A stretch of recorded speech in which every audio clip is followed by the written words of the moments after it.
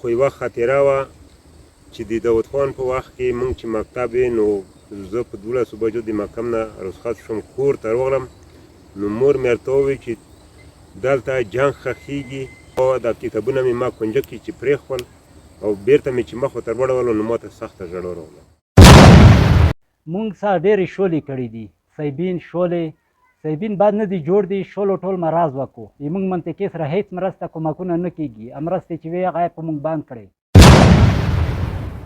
خدایا د بلال د یو اذان له برکته خدایا د بلال د یو اذان له برکته له دې سپینو مخ کې دغه تور جنت ته بوځه او هغې که څه ګناه کړي وي ما ته یې سزا راکړه او هغې که څه ګناه کړي وي او ما ته یې سزا راکړه زما په ثوابونو زما مور جنت ته بوځه. خدایا پښتانه په دنیا ډیر دي کړېدلي خدایا پښتانه په دنیا ډیر دي کړېدلي خدایا پښتانه خو کور په کور جنت ته بوځه خدایا پښتانه خو کور په کور جنت ته بوځه. سلام مینه احترام درناوی ټولو ته په دې هیله یم چې یوه ښه او سوکاله ونې مو درلودلې وي. د تیر په څیر یو ځل بیا د څمکنیو ولسوالۍ د سیمو پیژندل او چکر په خپرونه کې راغلی یم د حصارک ښایسته سیمې ته. غواړم چې د همدې سیمې ښایسته ځایونه شنې ساحې او د همدې کلي له اوسېدونکو سره لنډې خبرې وکړم. نو دا تاسو دا هم حصارک.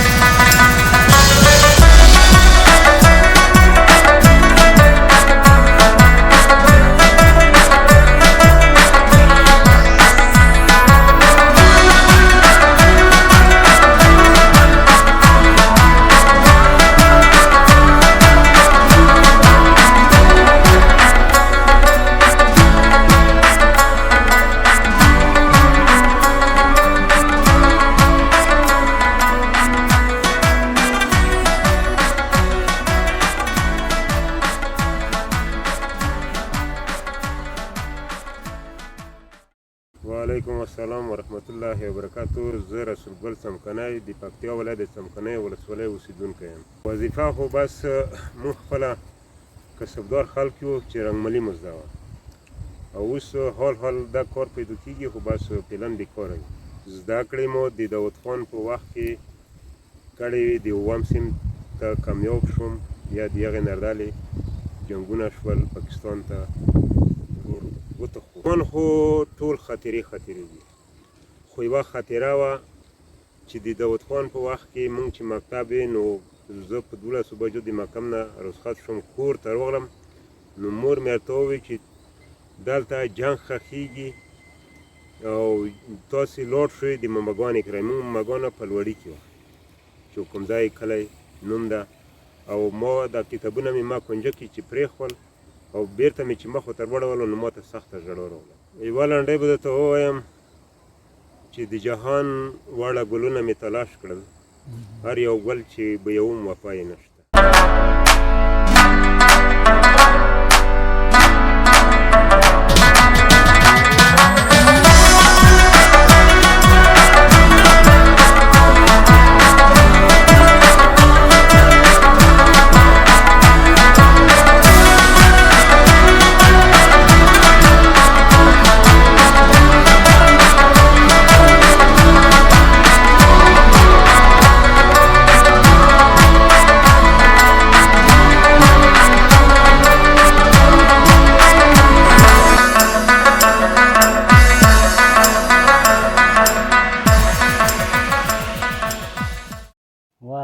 السلام ورحمت الله وبرکاته. زه سید ملوک د سراب اوسېدونکی یم. زه خپله اوس د دهقانۍ کار کوم. دهقان یم.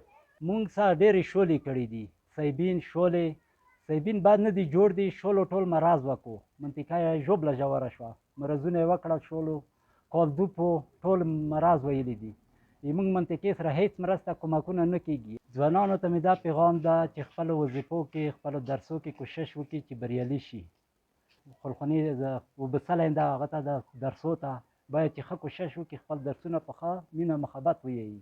د هجرت دورې کې یوه ښه خاطره وه چې خوږ محبت ژوند و، مینه محبت زیات و. اوس هغه شی خوند نشته، هر سړی ځان ځوني شو، عاجزي زیاته شوه، مخلوق عاجز شو، په خپلو مزدوریو مصروف ده. اوس داسې ښې خاطرې نشته چې موږ خوشحال شو.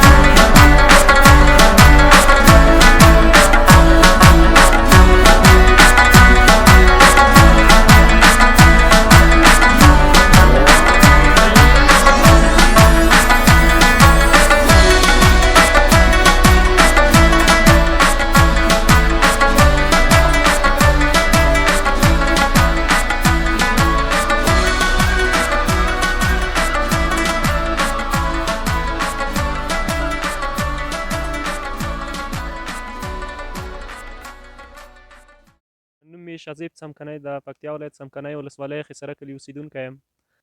والا بس په الحال خو داسې څه مصروفیت نه لرم، نو د کور چارې وي یا د پټیو کومې چارې وي هغه په الحال په مخ وړم. نو کورس یم، انګلیسي کورس په الحال یم، نو دا مصروفیت داسې خاص کوم مصروفیت نه لرم والا په الحال. بلې زده کړې مې کړي دي، تر 12م ټولګي څخه فارغ شوی یم.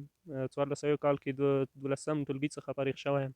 پیغام مې زموږ ځوانانو ته دا مې پیغام ده چې مثال دوی په خپلو درسونو کې یا په مکتبونو کې یا په پوهنتونونو کې مثال ښه زده کړو ته دوام ورکړي، خپل آینده ژوند ښه ولري او ښه خلکو ته ټولنې ته خدمت وکړي او خپل هیواد لپاره یو بهترین شخص جوړ شي، تر څو د ټولو خلکو لپاره خدمت وکړي.